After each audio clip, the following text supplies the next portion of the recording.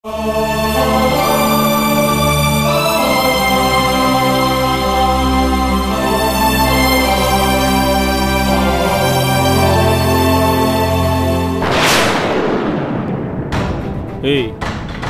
என்ன ஒரு முடிவோடு தான் இங்க இருக்கியா? ஆமாங்க, இங்கேயே வாழணுங்கிற முடிவோடு தான் வந்திருக்கேன். நீ இந்த வாசலே கடந்து சாகத்தான் போற, வாழலாம் முடியாது.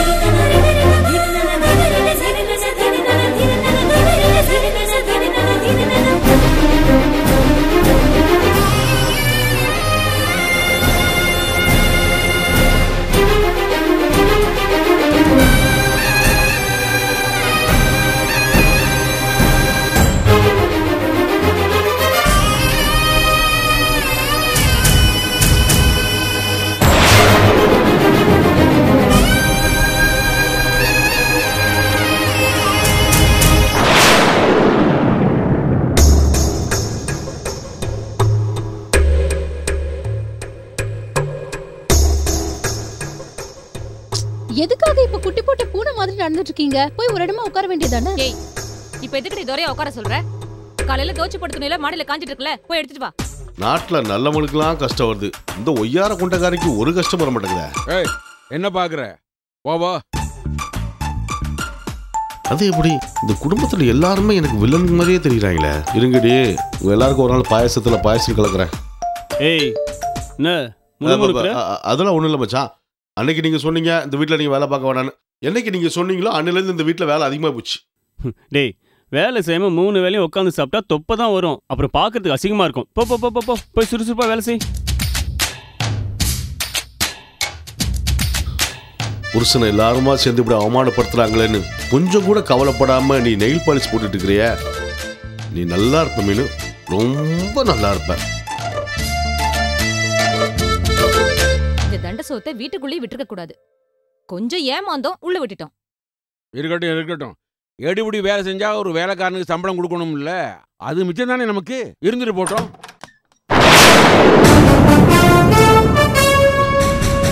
ஐயோ எல்லாரும் ஓடி வாங்க. ஐயோ, ஓடி வந்து கொஞ்சம் பாருங்க. சீக்கிரம் வாங்க. ஐயோ டேய், என்னாச்சு? இப்ப எதுக்கு பாம்பு பார்த்த மாதிரி பயந்து கத்திட்டு இருக்க? மச்சான், இங்க பாருங்க மச்சான், இந்த பொண்ணு மயக்கம் போட்டு கிடக்குது. இவ பெரிய டார்ச்சர் போல இருக்கு. மீன் போமா, போய் தண்ணி எடுத்துட்டு போமா. ஏய் நில்லு, நீ முதல்ல போன போடு. ஆமா மாமா, முதல்ல டாக்டர் ஃபோன் பண்ணுங்க. டாக்டர் வந்தா எல்லாம் சரியாகும். மச்சான் சீக்கிரம் டாக்டர் ஃபோன் பண்ணுங்க. ஒரு கூறு கட்ட குப்பைங்க டாக்டருக்கு ஃபோன் பண்ண சொன்னேன். அவ அப்பனுக்கு ஃபோன் பண்ண சொன்னேன். அவன் தானே இவளை அள்ளிட்டு போகணும். ஆமாமா, இருக்கு மாமா. என்ன மாமா டென்ஷன்ல ஒட்டுமொத்த குடும்பம் முட்டாளா இருக்கீங்க? கொஞ்சம் கூட யோசிச்சு பார்க்க மாட்டீங்களா? இந்த பாருங்க, ஏற்கனவே மச்சான் இந்த பொண்ணை கெடுத்துட்டான்னு அவர் மேல போலீஸ் ஸ்டேஷன்ல கேஸ் இருக்கு. இந்த பொண்ணு நம்ம வீட்டுல இருக்கும்போது ஒண்ணு கிடக்க ஒண்ணு நடந்து அதோட உயிர் போச்சுன்னா நாளைக்கு ஒட்டுமொத்த குடும்பமும் ஜெயில தான் இருக்கணும். நம்ம அப்பளைக்கு பரவாயில்ல, அவங்க நிலைமை யோசிச்சு பாருங்க. இவங்க எல்லாம் ஜெயில இருந்தா நல்லாவா இருக்கும்? அதுக்காக இவளை ஆஸ்பத்திரி அட்மிட் பண்ணி ட்ரீட்மெண்ட் கொடுக்க சொல்றியா? மாமா, அதெல்லாம் ஒண்ணு செய்ய வேணாம் மாமா. முதல்ல முகத்துல தண்ணி தெளிப்போம், மயக்கம் தெளிஞ்சிடும். அப்புறம் நம்ம வீட்டுக்குள்ள கூட்டு போயிரும். என்னது வீட்டுக்குள்ளயா? ஐயோ, அதெல்லாம் முடியாது. இவ வீட்டுக்குள்ள வந்து அப்புறம் வெளில போகவே மாட்டா. மச்சான், அதை பத்தி உங்களுக்கு என்ன கவலை? இந்த வீட்டுல தான் ஒரு தங்கச்சி புருஷன் ஒரு திறமையான ஒருத்தங்க இருக்கானா, எல்லாத்தையும் நான் பாத்துக்கிறேன். அவகிட்ட பேசுன விதத்துல பேசி நாளைக்கு வீட்டு விட்டு அனுப்பிச்சு வச்சுதா. என்ன சும்மா வேடிக்கை பார்த்துட்டீங்க? வாங்க. ஏய் புடிடி. அட வாங்க, கையை புடிடி, போடுங்க. சீக்கிரம் தூக்கு.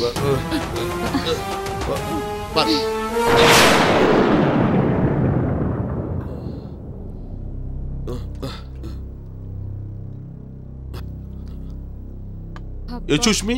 ஏய், ஒண்ணும் ஆகலடி.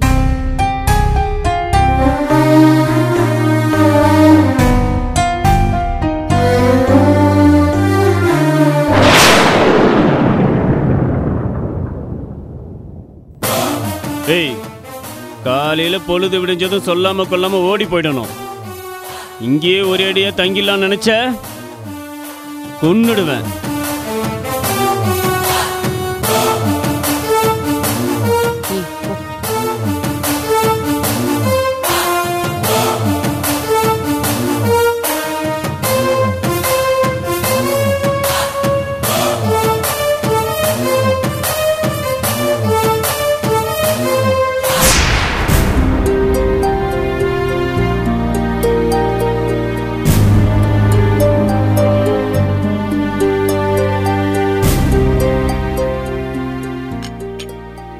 ஏங்க கையை கழுவிட்டு வாங்க, டிஃபன் எடுத்து வைக்கிறேன். ஒண்ணு வேண்டாம். சுபா தான் அங்க நல்லா இருக்கேன்னு சொல்லிட்டா இல்லங்க.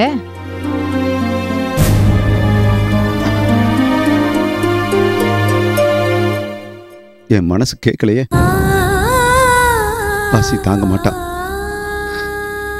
எப்படி இருக்காளோ? நீ ஏதாவது சமைச்சுக்கிட்டு இருக்கும்போது பசியோட வந்தான்னா அம்மா சமைச்சது போதும் எடுத்துட்டு வான்னு அப்படியே பரப்பா. அங்க எப்படி இருக்கோ சாப்பிட்டுச்சோ ஒன்னும் தெரியல.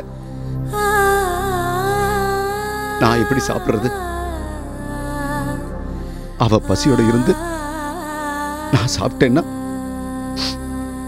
என் தொண்டைக்குடியில எப்படி சாப்பாடு இறங்கும்? அவளுக்கு வேணும்னா ஃபோன் பண்ணி சாப்பிட்டியான்னு கேளுங்க. அவ அங்க சாப்பிட்டிருந்தான்னு நீங்களும் சாப்பிடுங்க. இப்படி சாப்பிடாம கொள்ளாம எவ்வளவு நேரம் தான் இருப்பீங்க? ஃபோன் பண்ணுங்க.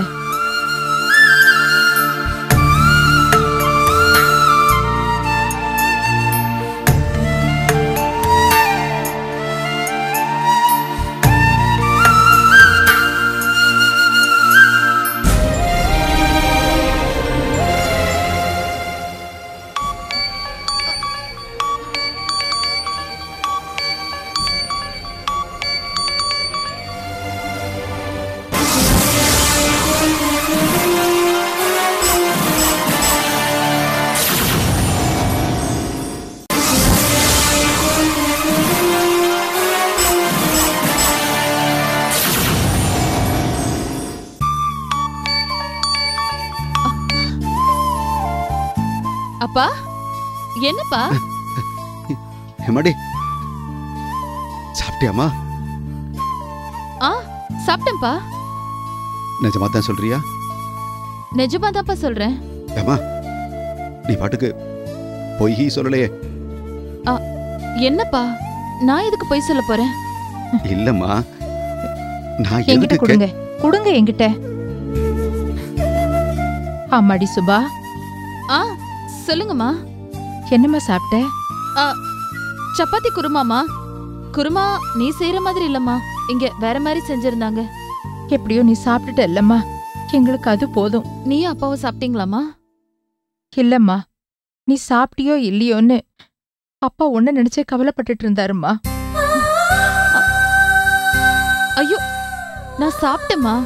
அப்பாவை சாப்பிட சொல்லு, நீயும் சாப்பிடுமா. சரி, இத நீயே உங்க அப்பா கிட்ட சொல்லு. அப்பா கிட்ட கொடுமா. சரிம்மா, இந்தாங்க, நீங்க பேசுங்க. அம்மாடி சொல்லுமா. அப்பா என்னப்பா இது? நான் தான் சொல்றேன்ல, நான் இங்க நல்லாதான் இருக்கேன், எந்த பிரச்சனையும் இல்லாம தான் இருக்கேன். அப்புறம் என்ன நினைச்சு ஏன்பா கவலைப்பட்டுட்டு இருக்கீங்க? நீங்க சாப்பிடுங்கப்பா. இல்லம்மா முடியலம்மா. அப்பா நான் இந்த லைஃபை ஏத்துக்கிட்டு இதுல சந்தோஷத்தை தேடிக்க முடிவு பண்ணிட்டேன். நீங்களும் அம்மாவும் கூட இதை ஏத்துக்கிட்டு தான்ப்பா ஆகணும்.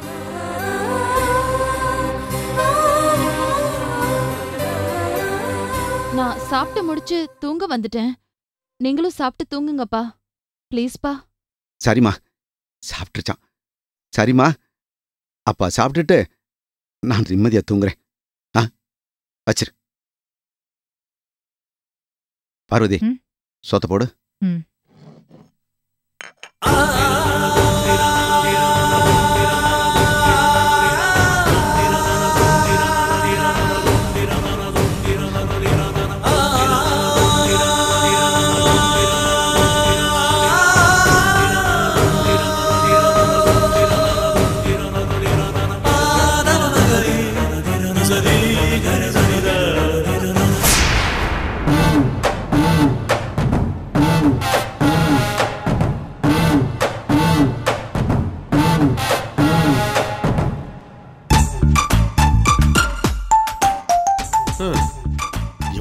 டென்ஷனா இருந்தாலும் நல்லா வளைச்சு கட்டி சாப்பிட்றானே. உண்மையில ஒரு பெரிய கில்லாடி தான்.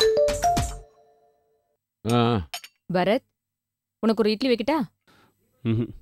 போதுமா, நீ பாட்டு வச்சிட்டு இருக்காத, நானே டென்ஷன்ல இருக்கேன்.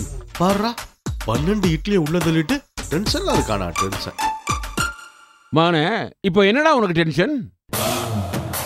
டென்ஷன் இருக்காதா? தோ இவன் பேச்ச கேட்டு அந்த திமிரு பிடிச்சால வீட்டுக்குள்ள சேர்த்தோம். இப்போ அவ வீட்டுக்குள்ளே வந்து உட்காந்துருக்கா. அது நினைச்சதான்ப்பா டென்ஷனா இருக்கு. டேய், நீ என்ன கன்ஃபியூஸ் பண்ணிட்டா. போலீஸ் அது இதுன்னு சொல்லி என்ன நல்லாவே குழப்பி விட்டுட்டேன். உன் பேச்ச கேட்டு நான் அவளை உள்ள விட்டுட்டேன். நான் ஒன்றும் உங்களை கன்ஃபியூஸ் பண்ணல, உங்க நல்லதுக்காக தான் சொன்னேன். நீங்க கோவமா இருந்தாலும் உங்களுக்கு எதுவுமே புரியல. இவ்வளவு பண்ணிட்டு சாமர்த்தியமா பதில் சொல்றியா? உன்னால தாண்டா வீட்டுக்குள்ளே வந்துட்டா. ஆடா என்ன மச்சான், அந்த காலத்து கீரல் வந்த கிராம போன் மாதிரி சொன்னதே திரும்ப திரும்ப சொல்லிட்டு இருக்கீங்க. இந்த பாருங்க, நான் இப்ப சொல்றேன், நாளை காலைல விடியதுக்குள்ள அவங்க இருக்க மாட்டான். அதுக்கு நான் பொறுப்பு. சும்மா சும்மா தேவையில்லாம டென்ஷன் ஆகாதீங்க. இவ்வளவு பேசிட்டு காலையில இல்ல மச்சான், நான் எவ்வளவோ அவகிட்ட எடுத்து சொல்லி பார்த்துட்டேன். அவ சிமெண்ட் பூசின மாதிரி உக்காந்துட்டு எந்திரிக்க மாட்டா. அப்படி இப்படின்னு ஏதாவது சொன்ன மவனை நொங்க எடுத்துருவேன். என்ன மச்சா, என்ன மாதிரி ஒரு பிள்ளை பிச்சு கொள்றதுல உங்களுக்கு என்ன லாபம்? என்னைய விடுங்க. இந்த பாருங்க, நாளை காலைக்குள்ள அந்த பொண்ணை எப்படி அந்த வீட்டை விட்டு வெளியே அனுப்பிச்சதேன். டேய் பரத், நீ எதுக்குடா கவலைப்படுற? இந்த மெக்கானிக்கால அவளை விரட்டி அடிக்க முடியலன்னா நானும் மீனாவும் எதுக்கு இருக்கோம்? 2 பேரும் சேர்ந்து அவளுக்கு வேலை மேல வேலை கொடுத்து துண்டக்கான துணியை காணோன்னு ஓட வச்சிடுறோம். எங்க கிட்ட யாரால தாக்கு பிடிக்க முடியும்? இந்த பாரு, நீ என்ன பண்ணுவியோ ஏது பண்ணியோ எனக்கு தெரியாது. இப்போ நான் கிளம்புறேன். அவளை விரட்டி அடிச்சதுக்கு அப்புறம் எனக்கு ஃபோன் பண்ணு, அப்புறம் நான் வர்றேன். அப்பா, அவளை காலையில நம்ம வீட்ல இருந்து விரட்டிடலாம்ப்பா. நீங்க எதுக்கு தேவையில்லாம அழுறீங்க? இல்லம்மா, எனக்கு வேலை இருக்கு, நான் கிளம்புறேன். பவானி, நான் வர்றேன். பரத், இதெல்லாம் பெருசா எடுத்துக்கிட்டு நீ டென்ஷன் ஆகாத. சரிப்பா. ஏய், நீ சொன்ன மாதிரி அவளை காலையில விரட்டி அடிக்கல, உன் தலை உன் முண்டத்துல இருக்காது. மாமா மாமா, எதுவும் அவசரப்பட்டு எந்த முடிவு எடுக்காதீங்க. எல்லாத்தையும் நான் பார்த்துக்கிறேன். சரி.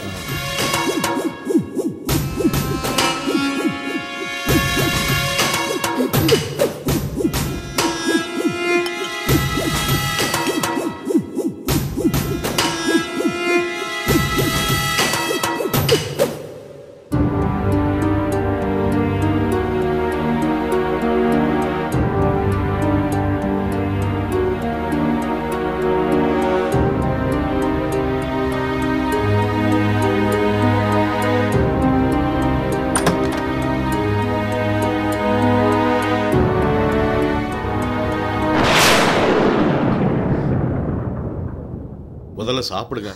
சாப்பிட்டுட்டு அப்புறம் ரெஸ்ட் எடுங்க. இல்ல வேண்டாம். ஏன், பசிக்கலையா இல்ல பிடிக்கலையா?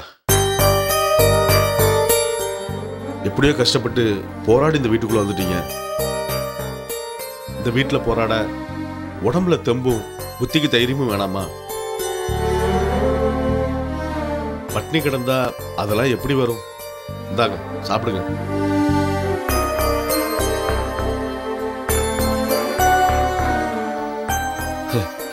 இந்த பாவிங்க வீட்டில் சாப்பிட்றதே பாவம் தான்.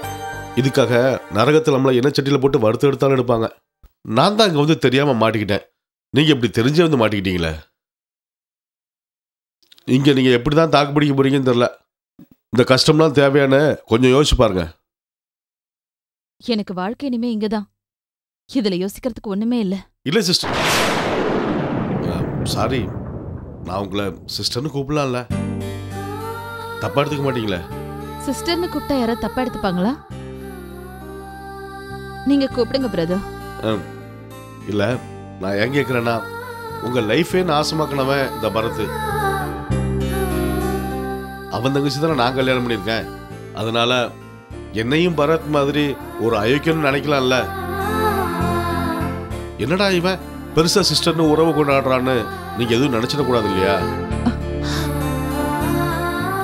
இப்போதைக்கு இந்த வீட்ல இருக்கிற ஒரே மனுஷன் நீங்க தாங்கிறத நான் புரிஞ்சுக்கிட்டேன். அதனால நீங்க சிஸ்டர்னு கூப்பிடுறது எனக்கு பிடிச்சிருக்கு. நான் பட்னியா கிடக்க கூடாதுன்னு அக்கறையா யோசிச்சு சாப்பாடு கொண்டு வந்ததுக்கும் தேங்க்ஸ் பிரதர். என்னங்க, நாம தான் சிஸ்டர் ப்ரோன்னு சொன்னதுக்கு அப்புறம் தேங்க்ஸ்லாம் எதுக்கு? உங்க விஷயத்துல நானும் தப்பு பண்ணியிருக்கேன். அது என் மனசை போட்டு உறுத்திக்கிட்டே இருக்கு. என்னை மன்னிச்சிருங்க. உங்க வாழ்க்கை எப்படி ஆனதுக்கு நானும் ஒரு வகையில காரணமா இருந்து தொலைச்சிட்டேன். என்ன சொல்றீங்க? அந்த அயோக்கியம் பரத் உங்க வாழ்க்கையை நாசமாக்குறதுக்காக என்னையும் ஒரு வகையில புத்திசாலித்தனமா பயன்படுத்திக்கிட்டான். அவன் ஏன் சொல்றான், எதுக்கு சொல்றான், எதுவுமே புரியாம எனக்கு இந்த வீட்டுல ஒரு மரியாதை கிடைக்குமே நினைச்சு அவன் சொன்னதெல்லாம் செஞ்சு தொலைச்சிட்டேன். காமாட்சி ஆண்டி உங்க வீட்டுல இருந்தப்ப தனியா இருந்த மேனகட்ட போய் கலட்டா பண்ணது நான் தான். அந்த மேனகாவுக்கும் மரத்துக்கும் ஏதோ சின்ன பிரச்சனை, அதனாலதான் சும்மா கலாட்டா பண்ண சொல்றானோன்னு நினைச்சேன். ஏன்னா இவன் என்கிட்ட சொன்னப்ப பெருசா நீ எந்த கலாட்டா பண்ணிடாத, காமாட்சியை பார்க்கணும்னு சொல்லி அந்த வீட்டுல போய் நீ உட்காரு, காமாட்சி வந்ததும் எதையா சொல்லி சமாளிச்சுட்டு நீ ஓடி வந்துரு, நைட்டு ஃபுல்லா அம்மாவை பொண்ணும் நான் யாரு என்னன்னு அவங்க யோசிச்சு தூங்காம பயந்துட்டே இருக்கணும்னு சொன்னான். அப்பெல்லாம் சத்தியமா எனக்கு தெரியாது உங்களுக்கு துணையா இருக்கிற காமாட்சி ஆண்டியை பிரிச்சு அவங்கள வீட்டுக்கு அனுப்பிட்டு அவன் உங்களை நாசமாக்க திட்டம் போட்டிருக்கான்னு எனக்கு சத்தியமா தெரியாது. அது தெரிஞ்சிருந்தா சத்தியமா நான் அந்த பாவத்தை பண்ணிருக்க மாட்டேன். அவன் மறுநாள் வந்து இந்த விஷயத்த சொன்னதுக்கு அப்புறம் தான் எனக்கு எல்லா உண்மையும் தெரிஞ்சது. நான் அப்படியே துடிச்சு போயிட்டேன். நம்மளை வச்சு அந்த பாவி இப்படி ஒரு கேம் ஆடிட்டானேன்னு எனக்கு மனசுக்கு ரொம்ப கஷ்டமாயிடுச்சு. நானும் நிறைய தப்பு பண்ணியிருக்கேன்.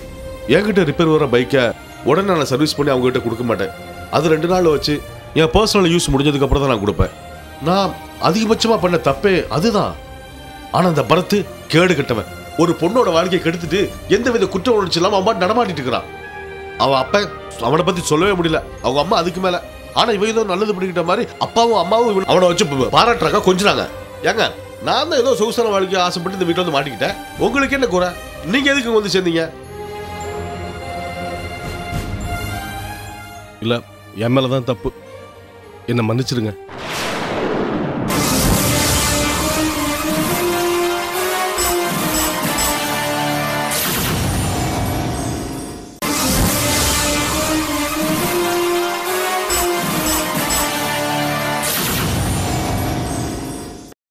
அதுக்காக நான் உங்ககிட்ட மனசார மன்னிப்பு கேட்டுக்கிறேன். Sorry sister. தேங்க்ஸ் மாதிரி தாங்க சாரியும். எப்ப நீங்க என்ன சிஸ்டர் நினைக்க ஆரம்பிச்சிட்டீங்களோ அதுக்கப்புறமா சாரி கேட்க தேவையில்ல. அது மட்டும் இல்லாம நீங்க தெரிஞ்சு எதுவுமே பண்ணல. என் வாழ்க்கையை கெடுக்கணும்னு நினைக்கல, உங்களை அவன் தந்திரமா பயன்படுத்திக்கிட்டான். இதுல நீங்க செஞ்ச பவன் எதுவுமே கிடையாது. இருந்தாலும் நான் பரிகாரம் பண்ணணும்னு ஆசைப்படுறேன். என்ன சிஸ்டர்? இந்த பரிகாரன்ற வார்த்தை யூஸ் பண்ணிதான் இந்த பரத் திரும்ப என் லைஃப்குள்ள நுழைஞ்சான். அது ஞாபகம் வந்துருச்சு. இந்த பாருங்க சிஸ்டர், நான் இந்த வார்த்தையை உங்களை ஏமாத்துறதுக்காக சொல்ல, உண்மையா தான் சொன்னேன். புரியுதுங்க. அப்புறம் நான் மேற்கொண்டு சொல்றதையும் நீங்க புரிஞ்சு நடந்துக்குங்க ப்ளீஸ். சொல்லுங்க. இங்க இருந்து தனியா கஷ்டப்படணும்னு உங்களுக்கு என்ன தலையெழுத்தா? இதெல்லாம் மறந்துட்டு வேற வாழ்க்கையை தேடிக்க கூடாதா? தேடிக்கலாம். ஆனா அந்த வாழ்க்கை சத்தியமா எனக்கு நிம்மதியா இருக்காது. அப்ப இங்க மட்டும் நிம்மதியா வாழ்ந்த முடியும் நினைக்கிறீங்களா? நான் இங்க நிம்மதியா வாழ்றதுக்காக வரல ப்ரோ. தப்பு செஞ்சவனுக்கு தண்டனை கொடுக்கறதுக்காக வந்திருக்கேன். இதுக்காக நான் எந்த கஷ்டத்தையும் அனுபவிக்க தயாரா இருக்கேன். சரி, இதுதான் உங்க முடிவுனா இதுல நீங்க ஜெயிக்கிறதுக்கு நான் உங்களுக்கு துணையா இருப்பேன். சாப்பிடுங்க. நாம 2 பேரும் ரொம்ப நேரம் பேசிட்டு இருந்தா அவங்களுக்கு சந்தேகம் வந்துடும். இப்போதைக்கு நான் தான் ஏதாவது சொல்லி சமாளிக்கிறோம். நீங்க சாப்பிட்டு போடுங்க. இப்போ நீங்க இருக்கிற மனநிலைக்கு நிச்சயமா உங்களுக்கு தூக்கம் வராது. ஆனா தூங்க ட்ரை பண்ணுங்க. இதை ஏன் நான் சொல்றேன்னா, நாளைக்கு வர பிரச்சனைய தெளிவா டீல் பண்ணணும். வரேன்.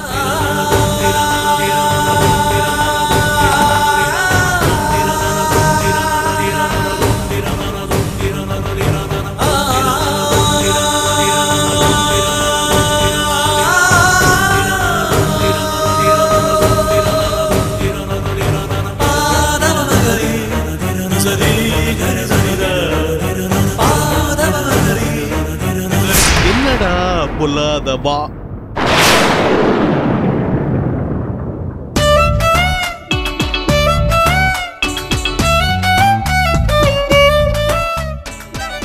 ஏய் மீனுக்குட்டி, ஏய் என்ன என் ரூம்ல வந்து உட்கார்ந்திருக்க? எதுவும் தெரியாம வந்துட்டியா? நான் ஒன்னும் தெரியாமலாம் வரல, தெரிஞ்சுதான் வந்தேன். ஐயோ செல்ல குட்டி, எனக்கு தெரியும் எப்படினாலும் என்ன ஒரு நாள் தேடி வரும்னு எனக்கு நல்லாவே தெரியும். ஆனா இவ்வளவு சீக்கிரம் என்ன தேடி வருவேன்னு நான் கொஞ்சம் கூட நினைச்சு பார்க்கவே இல்லை. ஆமா, மனசுக்குள்ள இவ்வளவு ஆசைகளை வச்சுக்கிட்டு எதுக்கு நீ உங்க அம்மா கூட படுத்து என்னுடைய செலப்பெல்லாம் நைட்டுக்கெல்லாம் வேஸ்ட் பண்ணிட்டியம்மா? ஐயோ, கையும் ஓடல காலும் ஓடலையே, நான் என்ன பண்ணுவேன்? ஐயோ. ஆமா, நான் இவ்வளவு பேசிட்டு இருக்கேன், நீ எதுவுமே பேச மாட்டேங்கிற. என்னம்மா வெக்கமா?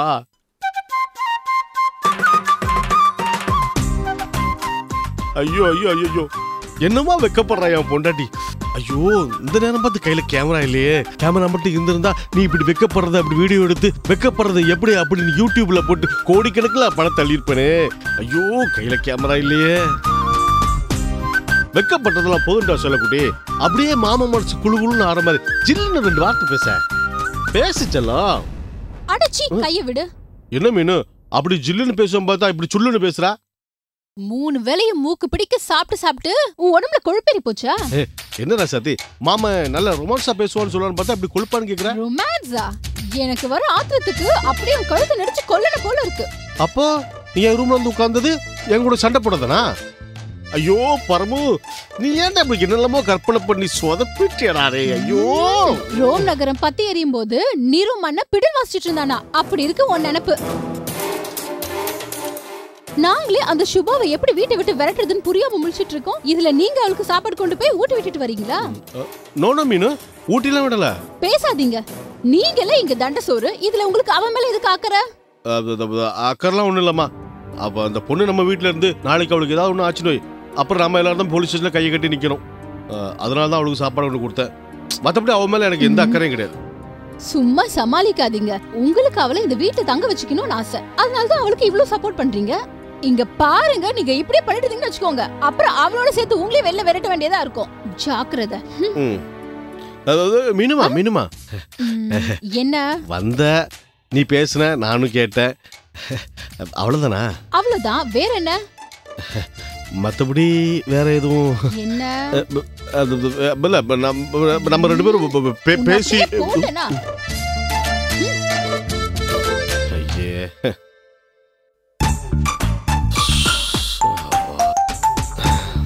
இன்னைக்கும் தனிமைதானா? டேய் பரமு, நீ கொடுத்து வச்சது அவ்வளவுதான்டா.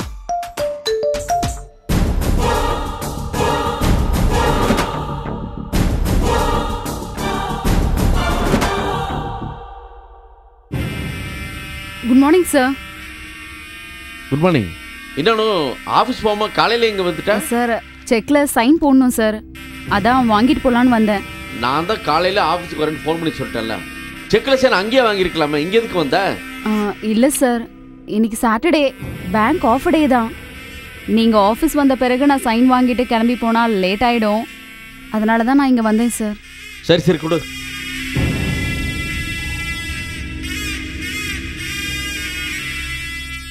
Good morning madam. நல்லா இருக்கியா? நல்லா இருக்கேன் மேடம். Thank you sir. அக்கா, நான் சாமி கூப்பிட்டு வந்துடுறேன், நீ சீக்கிரம் டிஃபன் எடுத்து வை. சரிப்பா. மேம் ஒரு நிமிஷம். என்ன? நான் இங்கே வந்ததே உங்களை பார்க்கறதுக்காக தான். செக்கில் சைன் வாங்கணும்னு சொன்னது சும்மா ஒரு காரணம் தான். அப்படியா? என்ன விஷயம்? நைட்டு தூக்கம் வராமல் புரண்டு புரண்டு படுத்தப்போ திடீர்னு உங்கள் ஞாபகம் வந்துச்சு. என்ன ஞாபகம்? நம்ம எம்டி எவ்வளோ பெரிய ஆபத்தில் மாட்டிட்டு இருக்காருன்னு தான். என்ன சொல்ற நீ? ஏன் தம்பிக்கு ஆபத்தா? ஆமாம் மேடம். என்ன ஆபத்து? யாரால? எப்படி? திருப்பதியால தான். திருப்பதியாலையா?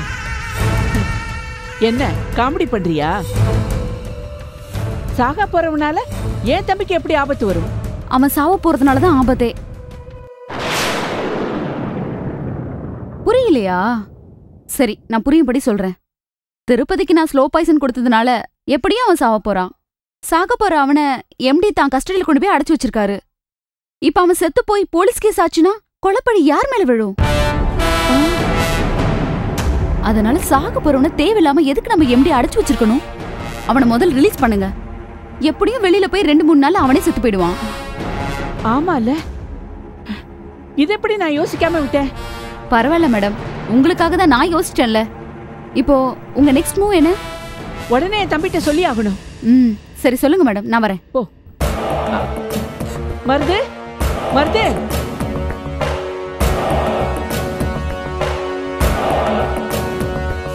மருது. என்னக்கா? ஒரு முக்கியமான விஷயம் மருது. என்ன சொல்லுக்கா? நான் பெருமாள் சாமின்னு ஒருத்தர் அடிக்கடி சொல்லுவேன்ல. ஆமா. அவருக்கு திருப்பதி ஏதோ துரோகம் பண்ணிட்டானா? அவரு அதனால திருப்பதிக்கு ஸ்லோ பாய்சன் கொடுத்துட்டாரு. அப்படியா? அதனால அவன் பழிக்கிறதே ரொம்ப கஷ்டமா. ஆமா மருது, அவன் எப்படி 2-3 நாள்ல செத்து போயிடுவானா? ஓஹோ, அதனாலதான் அவன் ரத்த ரத்தமா வாந்தி எடுத்துட்டு இருக்கானா?